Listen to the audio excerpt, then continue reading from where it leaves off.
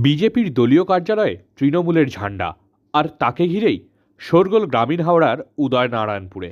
জানা গেছে, উদয়নারায়ণপুর বাসস্ট্যান্ড সংলগ্ন এলাকায় বিজেপির দলীয় কার্যালয়ে গেরুয়া শিবিরের পতাকার পাশাপাশি তাদের একাধিক পোস্টার লাগানো রয়েছে।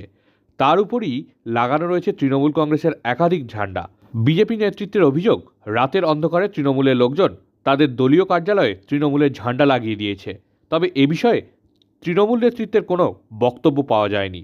বিষয়টি ইতিমধ্যেই নির্বাচন কমিশনকে জানানো হয়েছে বলে দাবি করেন উলুবেড়িয়া লোকসভা কেন্দ্রের বিজেপি প্রার্থী তথা হাওড়া গ্রামীণ জেলা বিজেপির সভাপতি অরুণ উদয় পাল চৌধুরী।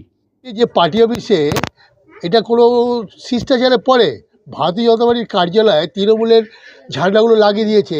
স্বাভাবিকভাবে যদি আমাদের কোনো কর্মী যদি সেটা তুলে ফেলে দেয়, তখন হবে বিজেপি আমাদের পতাকা ফেলে দিয়েছে। তাহলে এইটা একমাত্র ভারতবর্ষের মধ্যে একটা রাজনৈতিক দল তৃণমূল, যারা কোনো শিষ্টাচার ভদ্রতা কিচ্ছু নেই। নেত্রী যেমন হবে তার ঝাড়ও সেরকম হবে। আমরা অলরেডি নির্বাচন কমিশনকে আমরা কমপ্লেন করেছি এবং নির্বাচন কমিশনের পরে আমাদের পূর্ণ আস্থা আছে, তারা যথাযথ ব্যবস্থা নেবে। আজকে তৃণমূল আজকে কোনো ফিগারে নেই। আজকে হাওড়া গ্রামীণ জেলায় প্রত্যেকটা বুথে পদ্ম ফুটবে, মানুষ ফোটানোর জন্য প্রস্তুত হয়ে গেছে।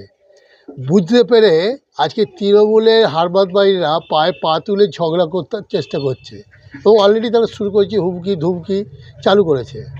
কিন্তু ভারতীয় জনতা পার্টির কর্মীরা সবাই আজকে ঐক্যবদ্ধ, তারা এতে ভয় পায় না, তারা বুক চিতিয়ে লড়াই করবে। আর